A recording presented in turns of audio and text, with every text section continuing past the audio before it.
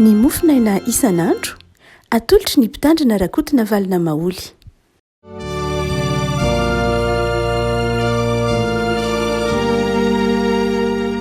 Falmerabantsika rehetra avana tratra ity alatsinainy faran'ny volana aogositra ity faraika amin'ny 30 aogositra ary dia andrea amin'ny fifaliana no anonana ny fiadanan'ny tompo amintsika tratra zao faran'ny volana fahavalo amin'ny taona sahady izao. Ny mofinaintsika anio dia ny asan'ny apôstôly toko faraika amin'ny 20 andiny fafolo ka hatramin'ny 420 izay tao anatin'ny eperikopa omaly notoriana tao ampiangonana izany ry havana. Asan'ny apôstôly toko faraika amin'ny 20 andiny fafolo ka hatramin'ny 420. Fakisy amin'ny anaran'i Jesosy. Raha nitoetra tao andro maro zay dia nisy mpaminana anankiray atao hoe Agabo nidina avy tamin'ny Jodia. Ary rehefa tonga tao aminay izy dia noraisiny ny fekibon'ny Paoly ka namatorany ny tongotra aman-tanany tenany dia hoy izy: izao no lazain'ny fanahy masina. Toy izao no amatoran'ny Jiosy any Jerosalema ny lehilahy tompon'ity fekibo ity ka atolony eo an-tanan'i Jetrisy izy. Raha voarenay zany dia nangataka taminy zahay mba mizenonina teo mba tsy akarana any Jerosalema. Fa Paoly namarika na hoe nahoana reo no mitomany ka mampangorangoraka ny foko, fa vonina tsy ny afatotra ihany fa ny hofaty any Jerosalema koa aza mba ho voninahitra naran'ny tompo Jesosy. Ary noho tsy nanaiky izy dia nitsahatra izay ka na hoe aoka ny sitrapon'ny tompo no atao. Ray masino manamasinanay amin'ny fahamarinana ny teninao ny fahamarinana. Amen. Ry havana, ity mofinaina eto am-pelatanantsika ity dia miresaka ny dian'ny Paoly hiakatra ho any Jerosalema. Ny dian'ny Paoly hiakatra any Jerosalema. Avy eo amin'ny seranana izy aty amin'ny seranan'ny Kaisaria zany. Kaisaria dia seranana aty amin'ny faritra somary atsimony andrefan'ny Palestina. Ary dia sasantsarana malaza Kaisaria. Eo amin'ny 50 kilometatra latsaka miala ny Tiro izany. Azonareo saritsaina fa tsy dia lavitra tsony any Jerosalema fa tongotra miakatra avy any Kaisaria zany dia mandalo ny Tiro dia miakatra manohy ary tonga aty Jerosalema. No zany dia tsy dia lavitra lelanelan'ny Jopastora, tsy dia lavitra mihitsy fa fotoana fohy dia tafakatra any Jerosalema. Ary dia Paoly zany io dia efa tapa-kevitra ho any Jerosalema. Iaona amin'ny ireo ray aman-dreny mpiangonana tao Jerosalema, tao anatin'izany Jakoba sy ny ireo olona izay nitondra ny fiangonana kristianina tao Jerosalema. Jakoba rahalahin'i Jesosy io. Izay lazaina hoe papa na évêque tao Jerosalema mihitsy. Ny apôstôly hafa dia efa niparitaka nanodidina ny Jodia Samaria, fa i Jakoba sisa no ray aman-dreny mpiangonana izay nitaiza sy naniahy ireo kristianina sy niova kristianina tao Jerosalema dia niakatra anakany, nanana fandarana hiakatra akany Jerosalema i Paoly. Ary dia hitantsika fa aty amin'ny andininy faefatra dia efa nanomboka ny afatrany Kiprosy io zany. Trany Kiprosy hatrany Tiro hoy ny andininy faefatra amin'ny 120 ity, ary no nitady ny mpianatra izahay ka nahita azy dia nitoetra tao afotoana ary izy ireo dia voatsindry ny falahy lazan'i Paoly mba tsy hiakatra any Jerosalema. Zany hoe efa hatrany am-polohany mihitsy toko faefatra dia efa nampiomanina, efa voatsindry ny falahy hoe azo ohatran'ny zavatra hitranga any Jerosalema. Kanefa dia nitohizan'ny Paoly ihany ny diany. Nitohizan'ny Paoly ihany ny diany ny hoe hiakatra any Jerosalema. Dia niato tao Kaisaria Paoly zany. Dia tao amin'ny tohatrano ny Philippe evangelista. Misy Philippe roa fantatry ny testamenta vaovao rakely, dia ny ray Philippe apôstôly, ilay mpitantsoratry ny ataontsika hoe ny volana tahaka izany tao amin'ny apôstôly, ilay mpiaraka tamin'ny Tomasy sy ny namany. Fa misy kosa Philippe izay evangelista na Philippe Dekôna. Dia ity Philippe Dekôna ity no mipetraka tao Kaisaria ary nitoro ny filazantsara tao Kaisaria. Dia nivahiny tao zany Paoly amin'ny fotoana io. Ary rehefa nivahiny tao Paoly dia nisy mpaminany antsoina hoe Agabo nidina avy any Jodia. alaky volaza teo hoe tsy lavitra ny Tsodisy raha kilometatra ataontsika hoe maromaro fa tonga tongotra tsy de manaona loatra dia avany Jodia Gabo no nigadona ny trano tao amin'ny Philippe ary dia nampitondrain'ny tompo afatra manokana izy nampitondrain'ny tompo afatra manokana Iagabo nidina avany Jodia Iagabo dia mpaminany efa fantatry ny jiosy tahaka andro Paoly efa fantatry ny asan'ny apôstôly ny asan'ny apôstôly toko valika ambin'ny folo dia Iagabo no efa naminany hoe izy no sary ary tanteraka zany dika zany dia ny faminaniny Iagabo na nampaminan'ny Iagabo dia tsy nampiavatra mihitsy ny manodidina azy ny fandrenesana ny faminaniny tsy ny salasalana zany ny fahamarinana faminaniny Iagabo dia tonga Iagabo ndahany fanamasina dia nandray ny fekibony Paoly izy dia namatotra izany tamin'ny tenany ary dia ny tenany toy izao ny mahazo ity ny tompony ity fekibo ity raha hiakatra ny Jerosalema izy rehefa ko malala inona ny dikan'izany inona ny dikan'ilay hoe nahoana moa Agabo no sahirana nahoana Agabo no sahirana efa ray amin'ny faefatra dia efa hita hoe nampiomaniny ny Paoly hoe misy aramono hoe aza makany sy ny sisa mihitsy efa nampiomaniny ny Paoly satria manomboka eo dia ampatorana amin'izay ny apôstôly Paoly anomboka eo amin'ity zany anano ratany Paoly ireo taratasy ho an'ny Efesiana taratasy ho an'ny Kolosiana taratasy ho an'ny Filipiana manomboka amin'ity toko valika ambin'ny izay amatorana ny Paoly hatrany Jerosalema mipakatra ny Roma ity ny tantaran'ny Filipiana sy ny Kolosiana ary ny Efesiana zany hoe lay ireo taratasy nosoratana tany pigadrana tany ampamatorana dia eo zany apôstôly Paoly dia naray faminanina avy amin'ny Agabo toy izao ny azo ny lehilahy tompony ity fekibo ity rehefa ko malala inona raha ohatra ka amin'izao mofinaina zao inona no antony ny sahirana ny Agabo tena Agabo zany dia tena nandeha kilometatra maro ny raha ny fanamasiny hoe mandanana zao amin'ny Paoly fa izao ny azo azy rehefa ko malala zavatra voalohany dia zao fanomanana io zany fanomanana any Paoly fanomanana sy fizaham-toetra any Paoly sady fanomanana ny fizaham-toetra ny fanamafisana hitantsika manao hoe areno andininy faefatra dia efa voatsindry ny fanahy ilaza amin'ny Paoly nisy olona voatsindry ny fanahy ilaza amin'ny Paoly ny amin'ny hoe aza miakatra any Jerosalema fa izao tonga Agabo dia mbola nitenina namafy manao hoe izao ny ahazo any Paoly no zany rehefa ko malala dia eo no ilazana nazavana amintsika fa fanomanana ny dikan'ny faminaniny Agabo fanomanana any Paoly aloha voalohany indrindra fanajana ny safidin'ny Paoly Agabo tsy nandrarany hoe aza makany ianao no zany fa nametraka ny andraikitra ho andraikitry Paoly azay rehefa ko malala no ataontsika hoe mahendry ny fanamasina misy fotoana manakana hoe aza makany ianao fanamasina misy fotoana mampirisika fanamasina misy fotoana mampahery amin'izay mety ho anjara tsy maintsy izoranao Paoly eto dia resy lahatra fa anjarany ny tsy maintsy hiakatra ny Roma Paoly zany dia efa resy lahatra fa tsy maintsy hiakatra ny Jerosalema izy ary hipakatra ny Roma mihitsy ho fijoroana vavolombelona efa betsaka mantsy ny resaka momba ny Paoly tonga tany Jerosalema tany amin'ny Jakoba zany betsaka ny tsao isan-karazany na elon'ireo jiosy kristianina zay niparika nanerana ny Azia Minora hatrany Antiokia hatrany Korinto sy ny sisa rehetra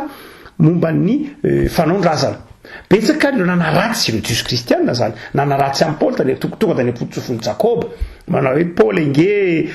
manjara ny fanaondrazana mahafony lalàn'ny Mosesy no zany dia i Paoly dia no everin'ireo tao anatin'ny kristianina dia zany ireo jentilisa niova kristianina dia niaiai amin'ny Paoly ho ataontsika hoe ilay Paoly lay Saoly niova Paoly dia nijentilisa niova kristianina zany dia tsy natoky amin'ny Paoly hoe io angeny efa zavatra namon'ny jiosy namon'ny kristianina io ny jentilisa kristianina dia ny salasalany na apôstôly amin'ny Paoly ny jiosy kristiana ndraiky koa de salasalany amin'ny afatry paoly hoe tohotran'ny paoly mampianatra antsika ny tsy ampiasa tsy anaovana ny famorana mampianatra antsika ny tsy anajana lalàna mosesy mampianatra antsika ny mialana amin'ny fanaondrazana sy ny sisa rehetra no zany de maro fahavalo paoly sady tsy de azoazo ny jiosy kristiana izy no nampisalasala be ihany koa ny akamaroany reo jentilisa miova kristiana zay olona tany Korinthy olona tany Tesalonika no zany de misy fotoana apôstôly Paoly tsy maintsy niakatra tany Jerosalema hanazava tany Jakoba raha aman-dreny mpiangonana tao Jerosalema ary tompona ndraikitra nanoro azy manao hoe mandehany ianao mandehany ianao midio mandehany ianao manazava mandiova ny tenanao miaraka amin'ireo olona rehetra amin'ny toko andininy faefatra amby roapolo amin'ny andininy faefatra amby roapolo amin'ny toko faraika amby roapolo toeram-piaratanantsika ity nanazava tany Jakoba tsy maintsy nazava zany Paoly maika tamin'ny Paoly mihitsy ny diany tany Jerosalema maika tamin'ny diany maika ny diany satria tia no fafana tia ny andresy lahatra ny jiosy kristiana tao Jerosalema ny amin'ny fahamarinany fampianarany ny amin'ny fahamarinany ny antso zay ny antsoina azy ny mampitombona tsara ny afatry ny filazantsara aza hitiny de tsy maintsy tsy hoe niaro ny tenany izy fa niaro ny fahadiovany fampianarana izy de tsy maintsy niakatra tany Jerosalema io anefany fa any Jerosalema de fa betsaka ny olona nanaratsy azy ary hoy Jakoba manao hoe be loatra ny olona zay mamoky ny fiarahamonina eto hoe fanovokisan'ny olona ny aminao betsaka loatra ka dia mila mitandrina ianao mantsy any Saoly hitantsika mantsy amin'ny Paoly aty amin'ny 20 faraika amby roapolo rehefa koa malala eo zany no efa tsinjo ny fanamasana ary tena nomana any Paoly izy ny fahavonona amin'ny Paoly efa ao de nanomana any Paoly Iagabo anomana ny sainy sy ny fony hiatrika ilay zavatsarotra rehefa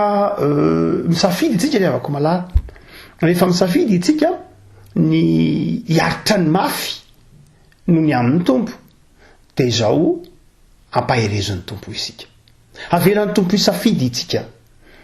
tsy hoe rehefa koa malala tsy hoe ange raha ohatra ka tsy nakany Jerosalema Paoly de tsy mpanompon'Andriamanitra tsy zay loatra raha ohatra ka tsy nakany Jerosalema Paoly de tsy hoe nanohitra ny fandaran'Andriamanitra tsy zay loatra fa tiany Paoly mihitsy ny anazava misy safidiny Paoly mazava zany ao eo ny hitantsika hoe ny fanamasana de fanandrara azy aza miakatra tany Jerosalema fa misy safidiny Paoly mihitsy manao hoe tsy nanohitra ny fanamasana izy fa misy laminasa zay fantatry ny apôstôly manokana tena ampaherezon'ny tompo izy efa ndresahantsika teto amin'ny mofinainy zay ataontsika fahafaha mpanompon'Andriamanitra izay de fantatry ny apôstôly Paoly fandaharany fanamasana fandaharana aleo hiakatra ny Jerosalema de hiakatra ny Jerosalema izy de eo ampaherezon'ny fanahy ndikan'ilay nanarahana ny Agabo tsika de zao no sahirana mihitsy Andriamanitra tanolona ny fanahany naniraka ny Agabo ampahery mpanompon'Andriamanitra rehefa hiatrika zavatsara sika raha malala de zao eo zany ny fampaherezan'ny fanahy masina fa izao koa rehefa tonga Agabo dia nandray ny fekibon'ny Paoly izy de namatotra ny tenany ary dia hitan'ireo mpiara-dia tamin'ny Paoly na ny fihetsika Agabo na ny afatry Agabo ny dikan'izany tsy Paoly ihany nonomanina fa ny mpiara-miasa amin'ny Paoly koa nahatongavany Agabo tany zany rehefa koa malala de zao tsy ho an'ny Paoly ihany fa ho an'ny namany Paoly koa zany hoe mba tsy ataontsika hoe hanampoka ireto namany Paoly ny zavatra hitranga dia nampiomaniny Paoly de nampiomaniny koa ny namany Paoly ary mampaminany marina ny Agabo de jereo tsara ny avako noraisiny ny fikibon'ny Paoly de ny fatorany ny tenany izy mpaminany zany hoe io tahaka ny Jeremia mpaminany any amin'ny Jeremia toko 7 dia naminany momba ny Ahbabo ny fireneny Joda de hitantsika fa ny amafy ny zioka hoentin'ny fireneny Joda de hoy ny tompo tamin'ny Jeremia mpaminany mandehany ianao maka zioka de asehoy amin'ireo mpanjaka reo hoento lay zioka zany hoe atao vita maso lay zioka hoentinao ary dia ny mpaminany riavana de tena mitondra amin'ny tenany mihitsy ny afatra zay entiny tsy Jeremia any fa Hosea mpaminany dia ny raha in'andriamanitra hoe mandany ianao manambady any gomera zay vehivavy tsanga tao an-tanàna de oka ho hitany zanak'Israely fa tahaka ny itoetra ny vehivavy jangy io Osea 2 no toetra ny zanak'Israely kanefa tiako izy na dia ratsy ara dia ampiakarinao vadinao izy mba ho famantarana ny zanak'Israely fa na dia mavadika azy izy de tiako mandrakariva ovoky ho vadiko mandrakizay hitantsika ao amin'ny Osea 2 zany hoe mpaminany revako malala de zao mpaminany na ny fiangonana na ny mpaminany de zao mitondra eo amin'ny tenany mihitsy ny afatra zay entiny tsy mampitondra lay afatra ihany izy fa tena mitondra lay afatra mihitsy ary tena lainy ilay fehikibo de tsy Paoly no ny fatorany fa ny tenany fatorany zany hoe raha nalainy le fehikibo ka olona hafa no ny fatorany de mampisalasala fa ny tenany ny fatorany mba ho hita mihitsy amin'ny fomba hita maso handresy lahatra kokoa hoe tena izao marina ny zavatra hitranga tena iseho marina io satria hita maso lay famatorana noho lay miteny fotsiny hoe izy fatorana nahazo ny amafina lay fatorana zany tena seho ny Agabo no zany tsika manao hoe ny antony ny atongavany Agabo dia sady nanomana ny Paoly no nanomana ny namany Paoly ina ny hevim-panahy afaka malala ny hevim-panahy de zao zavatra anankiroa rehefa hiatrika zavatsarotra isika raha toka lay zavatsarotra zay avelan'Andriamanitra hitranga na vokatry ny safiditsika lay zavatsarotra ka lay zavatsarotra lalovantsika noho ny voninahitr'Andriamanitra de na inona rehefa zavatsarotra lalovantsika na safiditsika vokatry ny ataontsika hoe fahafahana malalaka ny menantsika ka raisitsika ho fanompona lay fiatrera lay zava-manahirana de zao ry afaka malala ampiomana ny tompo isika mampiomana antsika ny tompo mampiomana ny saitsika izy hiatrika an'izany mifarana androany ny ataontsika hoe ny volana aogosta mikasika ny martiora de afantarantsika fa ny martiora de fa nampiomana ny tompo tahaka andrasalama martiora zay tao ho ambato anakanga ny fatorana nandritry ny alina ny 340 dia meloniny amin'ona azy de zao ny fatorana izy ny fatorana omby foy zany omby foy zany de karazana fatorana ka terena eo anelanelany loalika ny loha zany hoe mikatona zany miodrika zany de fatorana ny tongotra de midona eo amin'ny loha zany hoe miforotra mandritry ny alina zay ny antsoina hoe omby foy karazana fatorana tamin'ny andro fahagasy zany vy fonjam-by mampikambana ny tongotra sy ny atoka sy ny loha zany de manery iondrika nandritry ny alina tontolo ny fatorana salama tamin'izany omby foy zany zay vao natsangana izy apitsoniny ary nakoraina niakatra ny inaparobe andeha ho le fonina any ambopotsy rehefa ko malala misy mandrakariva ny fanomana ny tompo rehefa antso tsy maintsy atrehantsika ry havako de ny fanahy masina na ny tompo maniraka olona hampahery atsika ary tsy itsika ihany fa ny manodidina atsika de ny faharoa rehefa ko malala seho ny tedinjoatra masiny ty tsika manao ina ny heviny voalohany fampiomanana fa zao koa rehefa ko malala ny heviny faharoa an'lay fampiomanana de zao ry havako rehefa tonga Agabo ka nanazava tamin'ny Paoly zany ny zavatsarotra zay ho lalovany de inona no nitranga ho ianareo i Paoly tsy hoe i Paoly tsy Paoly zany no tsy Paoly ihany azon'Andriamanitra atao tsara ny hoe i Paoly no mpitsihiny fanahy masina fa tsy Paoly ihany fa tsy Paoly reny no mpitsihiny fanahy masina fa i Agabo no nampiasainy ary de reniny rehetra zay ahatonga ny rehetra hiaraka ifanohana amin'ny Paoly de afaka malala amin'ny fotoana iantrehanao ny zavatrarotra de misy olona sain'ny tompo mifanohana aminao de ny mpiara-miasa aminao dia tsy zany fa raha amin'ity toko faika amby ty de lioka zany mbola teo sy Demasy samy mbola teo amin'ny toko faika amby io mbola teo lioka ary mbola teo Demasy izay azo lazaina hoe nanoana any Saoly na i Paoly nanoana amin'ny Paoly dia ireo olona ireo nampahery nandresy lahatra ny Paoly zay aza makany fa azo ataonga tsy makany inona moa no akanesana ho any iantso fahafatesana fa Paoly tsy nety de nampahireziny izy ireo Paoly nanao hoe aokare ny sitrapon'ny tompony atao. Afaka malala rehefa ao anatin'ny ady sarotra isika de misy mpanompon'Andriamanitra miara-miaritra ny sarotra aminao. Hoy Paoly manao hoe ao amin'ny bokin'ny Timoty no ohatra ho an'ny Timoty izy fantatsika perikepa tamy alahady herin'ny omaly de manao hoe io lioka tsy nahafoy aho, lioka ihany sisany eto amiko ary Demasy efa nandao aho. Zany hoe amin'ny fotoana io de zao ao anatin'io ady sarotra io de ty misy ifikitra mandrakariva Demasy io zao. Demasy zao hoe andasa manao hoe ianao efa teneniny hoe aza miakatra ny Jerosalema sy ny sisa rehetra nahoana ianao mbola miakatra ihany. Ary dia ilioka kosa nijanona ho mahatoky. Farandriavako malala tsika manao hoe rehefa anatin'ny ady sarotra tsika dia omanin'ny tompo ny fotsika hiatrika ny ady sarotra sy ny zava-manahira na azaka izany zava-tsarotra izany ary omen'Andriamanitra olona mpiara-miasa amintsika isika mpanohana sy mpanolontsaina ary mpiara-mivavaka amintsika iarahantsika mitondra ny mavesatra. Fa ny farany zao rehefa malala ina koa no antony nandran'Andriamanitra ny Agabo. Ny antony nandran'Andriamanitra ny Agabo de tiako rehefa malala amin'ity fedakavatra ity ho fanajana ny fanomezam-pahasoavana. Hotsika manao hoe ny fanamasina hiafaka niasa tamin'ny Paoly de mibitsika tamin'ny Paoly ny afatry Agabo azon'Andriamanitra natao mihitsy naniraka ny fanahiny tao amin'ny Paoly de Paoly ihany nandre ny afatra. Afaka mibitsika mangina tamin'ny Paoly ny fanamasina. Ny teny manao hoe zao ny ahazo anao ho fatoranao any Jerosalema. Na afaka mibitsika mangina tamin'ny lioka, na afaka mibitsika mangina tamin'ny Demasy zay rehetra tonga teo. Fa nahoana Andriamanitra nisahirana mitondra ny Agabo tonga tany Kaisarea nanambara tamin'ny Paoly. Tsotra le afaka malala eo le mahamarina ny tenin'ny Paoly amin'ny Korintianina 4:20 zarazarana samy hafa ny fanomezam-pahasoavana fa ny tompo tera ihany. Paoly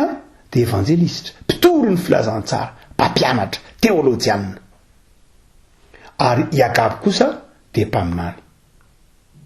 Samy tian'ny tompony hampiasa azy ireo. Ary izay ataontsika hoe fanomezam-pahasoavana mifamendry zay no asehony ty boky ny asan'ny apôstôly ty.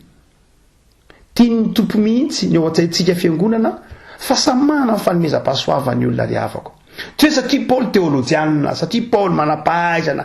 dia izy rery no itenena ny fanamasina. Tsy rehavako malala fa misy olona hafa iray ny fanamasina hiteny amin'ny Paoly. Tsy hoe satria mpitsabo lioka, dokotera lioka dia izy ihany no itenena ny fanamasina. Tsy rehavako malala fa zava-dehibe mihitsy no anajanana tsyna hoe ny fahasamihafan'ny fanomezam-pahasoavana. Ny fiangonana rehavako malala dia misy Agabo ndray ny fanamasina hitory, misy mpanompon'Andriamanitra teolojianina tahaka ny Paoly, misy mpitsabo tahaka ny lioka, misy mpampianatra tahaka ny Demasy sy ny sisa rehetra. Ny asan'ny fiangonana rehavako malala dia natao ifameno ary tsy eo amin'ny fanompona ihany fa amin'ny fiarahamonina mihitsy dia zao zava-dehibe ny fifamenoana. Ao amin'Andriamanitra tsy misy olona tsy ilainy zany, tsy misy olona tsy ilainy zany. Mahafinaritra be rehefa malala ny fivoarany antsoina hoe amin'ny fitantanan-draharaha ny anivon'ny orinasa mila antsoina hoe ressources humaines izay ataontsika hoe taranja na sampapahalalana momba amin'ny fitantanana ny orinasa. Fa zao rehefa malala ny toe-javatra na ny toe-drivotra inantsikehitriny dia efa nanazava fa ny olona ny capital, ny olona no anankiray notsika hoe ny olona dia isan'ny reny vola mampandeha ny fiarahamonina, mampandeha ny orinasa. Ny fanomeza natsoina hoe capital dia tsy voatery ny vola na ny milina na ny machine ihany fa ny olona mihitsy no ataontsika hoe capital. Ary tsy ny olona fe olona fa ny olona mahana fanomezam-pahasoavana. Tsy mahay mitantandraha rehavako malala ny olona izay tsy mahafantatra ny lanjany atao hoe olombelona. Rehefa ny olombelona no mitantandraha raha ka tsy manome lanja ny toeran'ny olombelona dia tsy mahay mitantana izy. Fa eto ny soatra masina dia manazava fa ilay olona izay tarihiny fanomezam-pahasoavana dia tena zava-dehibe mihitsy amin'ny asa fanompona. Ny olona no harena rehavako. Ary izay tsy marina eo amin'ny lasona toe-karena ihany fa tena marina mihitsy amin'ny asa fanompona. Ny olona no harena men'Andriamanitra. Ary na ny fiangonana aza dia tsy tokony anadiny fa ny olona ny kristianina ny mpino dia samy ilaina ao anatin'ny asa fanompona. Tsy misy olona na iray azy ka teminao ianao tsy ilaina fa tsisy ilananao, tsy fiteny zany. Azay mahatonga ny tompo ny teny manao hoe zay olona miteny manao hoe ianao tsisy ilana azy sanatria dia eloka mpamon'olona zay makahala ny rahalahy satria ny makahala ny rahalahy de midika hoe no tsy ilaina de toy ny mamono azy toy ny mamafa ny anarany ao am-po ny fahakalana de endrika famonona famafana ny anarany de manao hoe tsy ilaina ianao de am'izay fotoan'izay lay Andriamanitra nahary azy mihitsy ny toy ny fafanao ny endriny eo aminy no zany dia tokony fantatsika rehefa ko malala fa zava-dehibe ny antsoina hoe olombelona ny kristianina ny civilisation kristianina de civilisation nanome toerana ny antsoina hoe olombelona amin'ny mahendrika Andriamanitra azy ary ny fiangonana de nanome toerana ny olombelona mihoatra noho izany ary satria ny mpino de manana fanomezam-pahasoavana ampiasa ohatra rehefa ko malala ny fanomezam-pahasoavany mpino ao anatin'ny sehatra misy anao zava-dehibe amin'ny soatra masina ny fifamenoana ito-pamaganana de mampainganao rehefa ko malala aoko hotsapanao fa lay Andriamanitra zay naniraka ny agabo dia Andriamanitra miasa eo amin'ny fiainanao ka raha toka mamela zavatsarotra lalovanao vetivety izy de manome olona miara-mitondra anao an'izany manome sakaiza tsy mahafoy ary amin'ny alalan'ny fanomezam-pahasoavany hafa fa tsy ny anao ihany no ahafahanao koa miatrika ireny zavatsarotra ireny afaka miatrika ny zavatsarotra isika ty afaka malala tsy noho ny fanomezam-pahasoavana ny mena antsika ihany fa noho ny fanomezam-pahasoavana ny mena ny hafa ihany koa vavaka isika tompo sotranao zahay fa afa miatrika ny zavatsarotra izahay rehefa ampiomaninao ampahirezinao rehefa menao namana afaka miaraka mitondra aminay ny zava-manahirana rehefa manaiky isokatra sy fanampy amin'ny hafa zahay ary indrindra aza rehefa manaiky ny fanomezam-pahasoavany hafa zahay de zakanay na dia mafy aza ny zavatsarotra lalovanay sotra tompo fa tsapanay amin'ny vanim-potoana iainanay ankehitriny zany fifamenoana zany tsapanay amin'ny vanim-potoana anay ankehitriny mahazava-dehibe ny hafa eo amin'ny fiainanay tsapanay amin'ny vanim-potoana ankehitriny mahazava-dehibe ny teninao izay manoro lalana anay de indreto izay tompo mametraka ny fiainanay hatrany eo amin'ny fahasoavanao amin'izao herinandro vao manomboka izao aoka ho feno fahatahorana anao aoka ny fahasalamanay ho arovanao tehirizinao ary ny fonay anjakanao ho diovinao ho tempolinao